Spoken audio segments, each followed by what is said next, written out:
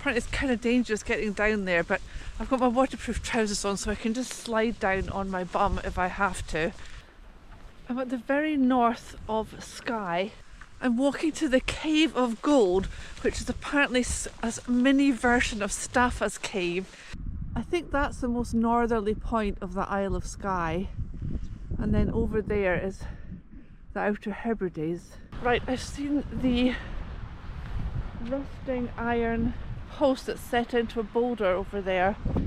And then apparently you need to descend down this grassy slope, taking great care.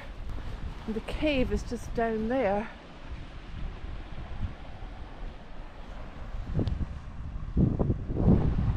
That does look very steep. And I've got my walking poles to stop me going flying down the cliff.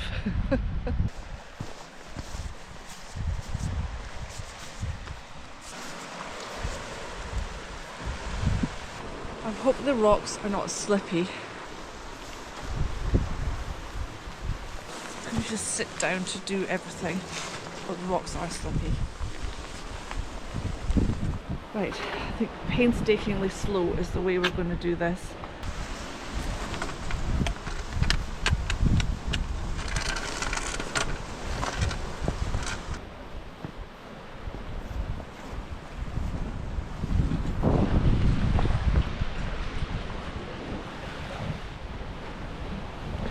I can't tell you how badly I want to come here with a kayak guide and swim in there or kayak into there.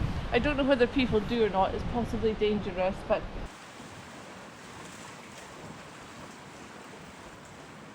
I'm doing a walk to Rubha Hunish, which is the most northerly point of the Isle of Skye. I'm going to try and find a lookout bothy, and I think I've just spotted it over there.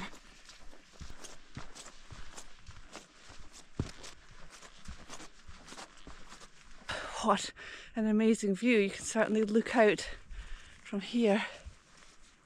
Wow, that's quite a drop down there. Let's have a look inside the bothy.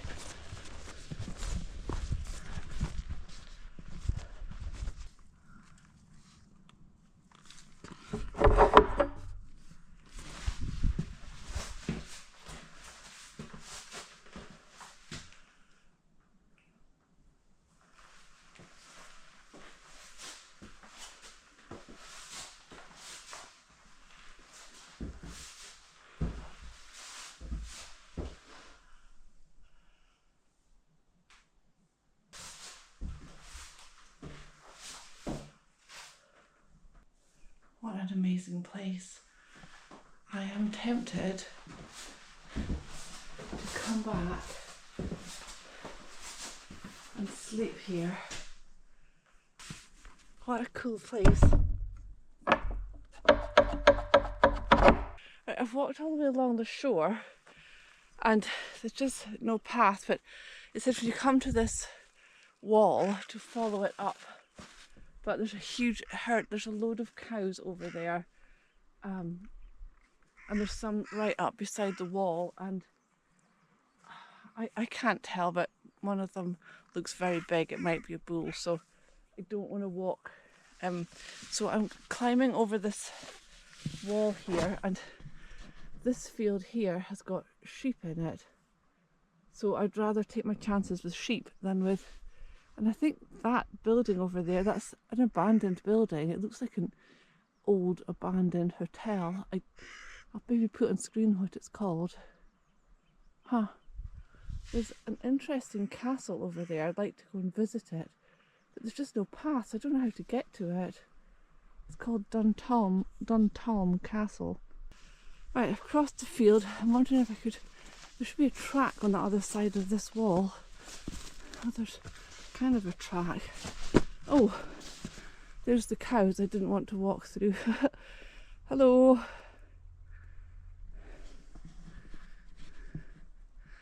They don't look too bothered by me. It's very muddy on the other side of the wall. They don't want to come. Well, if they come charging at me, which they don't look like they're going to, I can just jump back over the wall again. They're deeply uninterested in me. Phew. Well, I haven't seen one of these for a very long time, and look, there's actually a phone in it.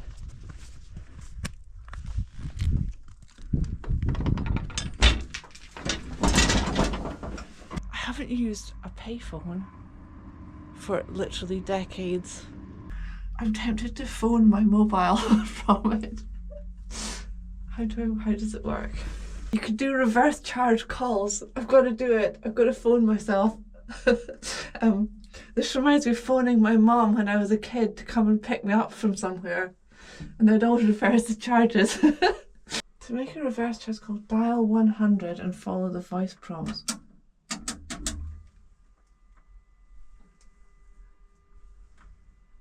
It doesn't work. Oh, its payphone needs maintenance. BT apologises. Oh well. Never mind. I didn't think any still existed. I'm at Duntulm Castle here. What an amazing view it has. Apparently this was originally a Pictish fort, so over 1,000 years old, but the stone walls and things that you can see now were built in the 1400s and 1500s, and the castle was abandoned in the 1700s. Oh, there goes my phone. You see, disgusting humans have used it as a toilet. Oh man. Big advantage of mid-February is that everywhere's very quiet, so I've got my wetsuit socks. I'm wearing my old trainers on the top because then I can just run back up the hill afterwards.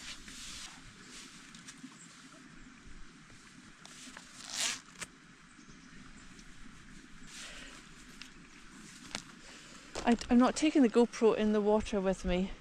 I'm tempted to see what it's like underwater, but I didn't bring the floaty handle with me, so that moment when you feel the water going in, up your feet, up your legs. I can feel all the water going in. But it's interesting how quickly your body heats it up. Like my feet are already like that cold shock's gone. I can feel it going up my arms. Oh, it just hit my back.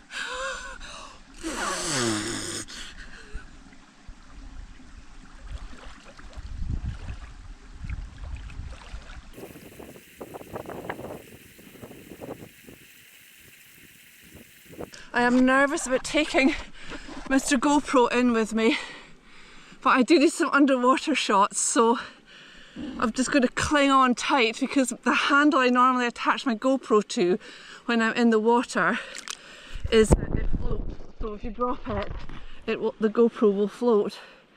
And now it's just on a normal tripod, which one isn't attached to my wrist, and two, it will sink. And I ain't diving in here. If I drop this, it's goodbye GoPro. Let's go see what it's like under the water though. Let's go diving.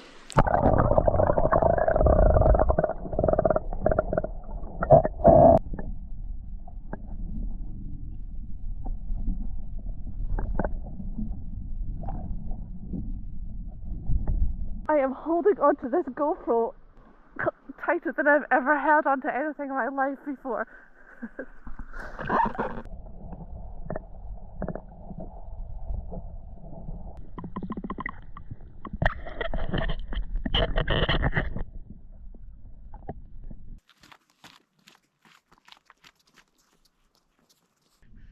And it's all fun and games till you've got to take the wetsuit off.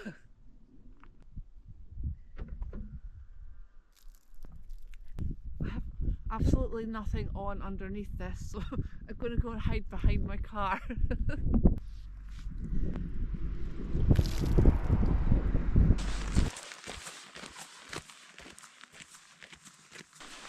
I've got a stone in my shoe.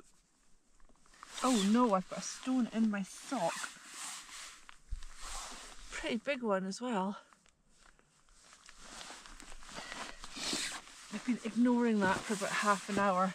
I can't stand it any longer. I'm walking on the Quiraing I think it's pronounced Quiraing. Something like that. I'm just trying to cram as much into my day on Skye as I can. And I'm absolutely starving. I haven't had any lunch and it's 4 o'clock. But the sun will set about 5 o'clock.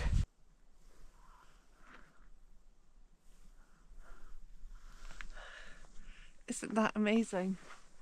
The sun is going to set in about 45 minutes. So I'm not going to hang around too much. There's a complete circuit you can do, but I think it would take at least another 2 hours. I came up here straight after my swim, and I did notice, even though I wasn't cold immediately afterwards, or even at my car, I got changed and I was absolutely fine. And then it hit me about 10 minutes later, just as I was driving here. My body just became very, very chilled. My hands were freezing and I had to put like all my layers on to come and walk up here. Oh, look, I'm in the sun. Oh, how nice is that? Oh, amazing. Isn't Skye gorgeous? It's just stunning. I found this in my bag. Marks and Spencer's blueberry and walnut shot. It's really tasty. It's walnuts, blueberries, coconut, sunflower seeds and pumpkin seeds. I'm trying to be super healthy at the moment. It is 5:30. It's really getting dark. The sun set at 5. But I'm taking a walk up to the Old Man of Storr. My last Skye adventure of the day. Well, I've had a busy day. I'm so hungry as well because I haven't had any lunch, but I've had a couple of snacks. So I'm going to try and get up there and down before it's completely dark. I've got my head torch with me.